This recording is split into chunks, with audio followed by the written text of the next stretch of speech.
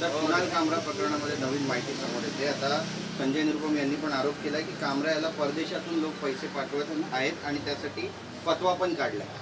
नाही, मला वाटतं अशा प्रकारच्या आरोपामध्ये तथ्य वाटतं। ज्या पद्धतीनं कामराचं वक्तव्य वेगवेगळ्या नेत्यांबाबत किंवा धार्मिक विषयासंदर्भात आहे, त्याच्यामुळं अशा प्रकारच्या देशाच्या विरुद्ध असणाऱ्या ज्या काही प्रवृत्ती आहेत, त्यामुळं विदेशातनं अशा प्रकारचं फंडिंग होण्याची शक्यता नाकारता येत नाही। कारण पंतप्रधान नरेंद्र मोदी साहेब या देशाचे लोकप्रिय नेते आहेत, त्यांच्यावर बोलण्याची काय आवश्यकता आहे। त्याचबरोबर कोर्टाच्या बाबतीत, सुप्रीम कोर्टाच्या बाबतीत टिप्पणी करण्याची काय आवश्यकता आहे। आणि त्याच्यामुळे जे देशाला हवं आहे त्या विरोधात कृती करायची, म्हणजे परदेशी काही ताकद याच्यामागे आहे का, अशा प्रकारच्या संशयाला जागा उरते। आणि मला वाटतं जर संजय निरुपम हे एक माजी खासदार आहेत, त्याने आरोप केला असेल तर चौकशी करून या सर्व गोष्टीची सत्यता जनतेसमोर येणं अपेक्षित आहे। आज न्यूज 18 लोकमतशी बोलताना मध्यंतरीच्या काळात प्रकाश आंबेडकर असं म्हणालेले होते की कायदा सुव्यवस्थेचा प्रश्न निर्माण जर संभाजी महाराज करत असतील तर त्यांच्यावर मुक्का लावून त्यांना ताब्यात घेतलं पाहिजे। यावर आता संभाजी महाराजांची प्रतिक्रिया अशी आलेली आहे की डॉक्टर औरंगजेबाच्या कबरीवर जाऊन जे लोक फुलं वाहतात त्यांनी आम्हाला देशभक्ती शिकवू नये। संभाजी भिडेंचं वक्तव्य संभाजी महाराजांचं वक्तव्य अत्यंत बरोबर आहे की कबरीवर जाऊन जर औरंगजेबाचं उदात्तीकरण त्यांच्या विचाराचं करणार असेल तर त्यांनी अशा प्रकारची गोष्ट शिकवण्याची आवश्यकता नाही। आणि मला वाटतं कोणी असो, या ठिकाणी आपल्या वक्तव्यामुळे जातीय तेढ निर्माण होणार नाही, वातावरण खराब होणार नाही, याची सगळ्यांनीच काळजी घेतली पाहिजे, मग ते कुठल्याही पक्षाचे नेते असो, कोणी असो।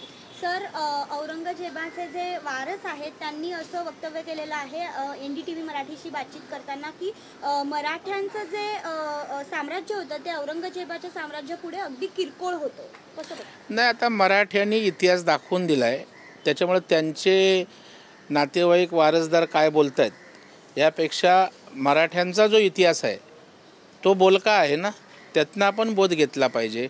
त्यांच्या वारसदारांचं ऐकायचं की त्या ठिकाणी छत्रपतींचे वारसदार आणि जो इतिहास भला मोठा मराठ्यांच्या शौर्याचा लिहिला आहे तो मानायचं, हे आपण ठरवायचं। आपण जर बघितलं तर मुंबईमधलं एक प्रकरण असं पुढे आलेलं आहे की मुंबई महानगरपालिकेनं गेल्या काही वर्षात सगळे रस्ते जे आहेत ते सिमेंट कॉन्क्रीट करण्याचा निर्णय घेतला आहे। या निर्णयाअंतर्गत शिवडीतला एक TJ रोड आहे तो जेव्हा खोदायला घेतला तेव्हा असं लक्षात आलं की जो रस्ता डांबराचा समजला जात होता तो खरं तर सिमेंटचा निघाला।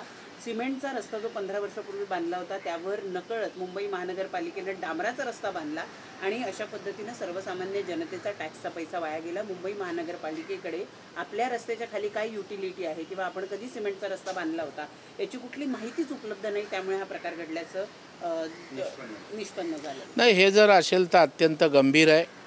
या सगळ्या प्रकरणाची चौकशी झाली पाहिजे, माहिती का ठेवली नाही ते तपासलं पाहिजे। आणि जर अशा प्रकारचा पैशाचा अपव्यय करून सिमेंटच्या रस्त्यावरच डांबरीकरण होत असेल तर अशा प्रकारच्या कृतीशी जे जे संबंधित आहेत त्या सगळ्यांवर कारवाई झाली पाहिजे। आणि मला वाटतं मुंबईकरांच्या पैशाचं रक्षण त्या ठिकाणी होणं आवश्यक आहे। साहेब, बाग्या पुतळ्याच्या समाधीवरून सध्या वाघ पेटलेला आहे आणि उदयनराजे भोसले यांनी म्हटले की छत्रपती शिवाजी महाराजांची थट्टा अवहेलना केली जाते, कायदा बनवला पाहिजे, बजेटची गरज नसते, 10 वर्ष सत्ता असा कायदा केला पाहिजे, कायदा का काढला नाही? मला वाटतं या संदर्भामध्ये काल आम्ही रायगडावर गेलो होतो, राज्याचे सांस्कृतिक कार्यमंत्री आशिष शेलार साहेब त्या ठिकाणी होते आणि त्यांनी या संदर्भामध्ये इतिहासाचे संदर्भ तपासून यावर योग्य ती भूमिका सरकार घेईल त्यांनी सांगितलं। असाउद्दीन ओवैसी से जुड़ा हुआ मामला है वक्फ बोर्ड से। वक्फ बोर्ड ने जो समिति गठित की थी उसमें मंजूर हो चुका है, अब वो लोकसभा में जाएगा। अब ये कह रहे हैं असाउद्दीन ओवैसी कि चंद्रबाबू नायडू हो या नीतीश कुमार हो, वो ध्यान में रखें, वो सरकार का हिस्सा, उन्हीं की बैसाखियों पर सरकार लोकसभा में है। मैं भूल गया, इतना लंबा बोलता है तो मैं भूल गया कि आपको बोलना है। शॉर्टकट मध्ये विचार काय ते तू सांगेपर्यंत पहिला काय बोललास ते विसरून गेलो मी। रेफरेंस होता वक्फ बोर्ड की जमीन को लेकर, वक्फ बोर्ड के मामले को लेकर असाउद्दीन ओवैसी कह रहे हैं कि नीतीश बाबू और चंद्रबाबू नायडू अगर ये ध्यान में रखें कि वो अगर सरकार का हिस्सा है, अगर उन्होंने मंजूर कर लिया ये, तो उन्हें मुस्लिम माफ़ नहीं करेंगे। नहीं, मुझे लगता है ओवैसी ज़रा कट्टरता से बाहर आने की आवश्यकता है। वक्फ बोर्ड के बारे में हिंदुस्तान की जनता की भावनाएं वो कानून के तहत सामने आई है, तो मुझे लगता है अकबरुद्दीन ओवैसी यही मतों के ध्रुवीकरण के लिए आने वाले चुनाव में ये इसी तरह का बयानबाजी करते हैं।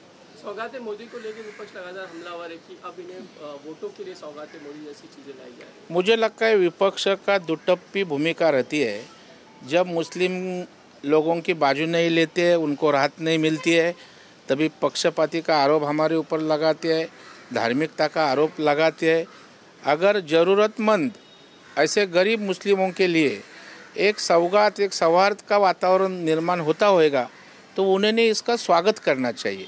इसका मतलब आपको ही राजनीति करनी है। अगर हम अच्छी तरह से उनसे मनमिलाव कर सकते हैं, तो उसको इसी तरह से जातीय एहसास से जोड़ लेना मुझे लगता है उचित नहीं।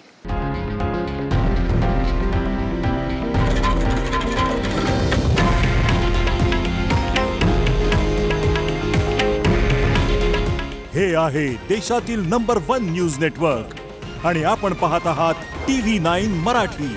काळजी तुमची, हित महाराष्ट्राचं।